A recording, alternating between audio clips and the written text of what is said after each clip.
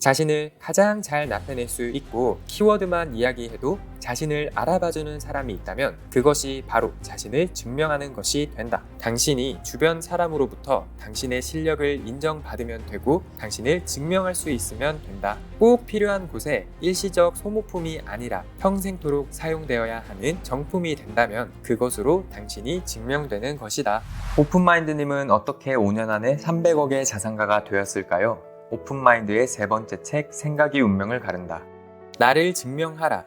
지금까지 살면서 자신을 증명해본 경험이 있는가? 아무것도 없는 상태에서 자신을 어필할 수 있는 것은 무엇이 있을까? 어느 날 건강검진을 받기 위해 서울에 가게 되었다.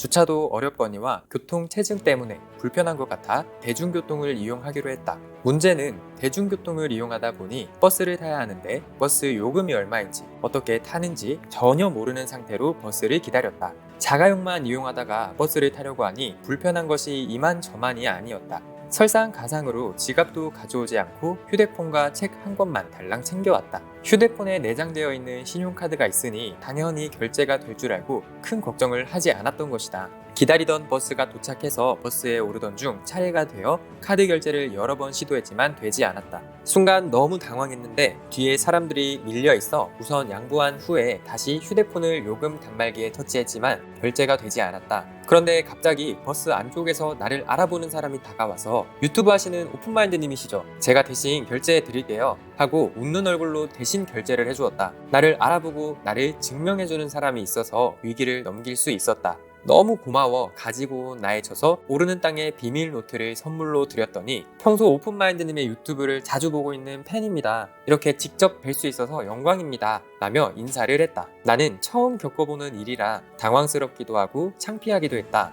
다행히 유튜브라는 매개체로 나를 증명할 수 있었기에 다른 사람의 도움을 받을 수 있었다. 나를 증명해야만 쉽게 살아갈 수 있는 지금의 신용사회에서 나를 증명할 수 있는 것은 무엇이 있을까? 여러분은 자신을 증명할 수 있는 것이 있는가? 누군가 무언가를 떠올릴 때 당신의 이름이 바로 생각나는 그런 사람이라면 당신은 증명될 수 있다.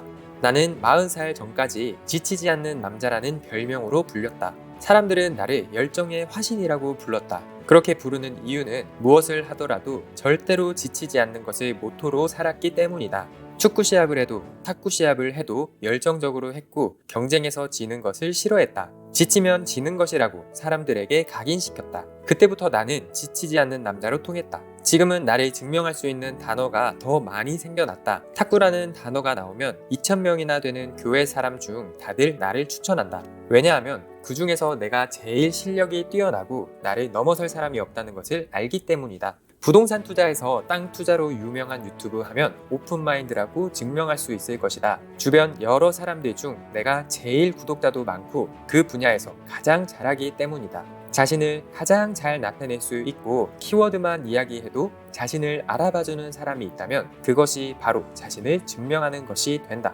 기업에서는 이것을 브랜딩이라고 부르고 개인이라면 퍼스널 브랜딩이라고 말한다. 아이폰을 떠올리면 스티브 잡스를 생각하게 되고 마이크로소프트를 떠올리면 빌 게이츠, 철강왕을 떠올리면 카네기가 생각난다. 껌이라면 롯데껌, 바나나 우유 하면 빙그레, 홈런왕 하면 이승엽인 것처럼 당신은 이런 브랜드를 가지고 있는가? 전 세계적으로 유명하지 않아도 괜찮다. 당신이 주변 사람으로부터 당신의 실력을 인정받으면 되고 당신을 증명할 수 있으면 된다. 꼭 필요한 곳에 일시적 소모품이 아니라 평생토록 사용되어야 하는 정품이 된다면 그것으로 당신이 증명되는 것이다.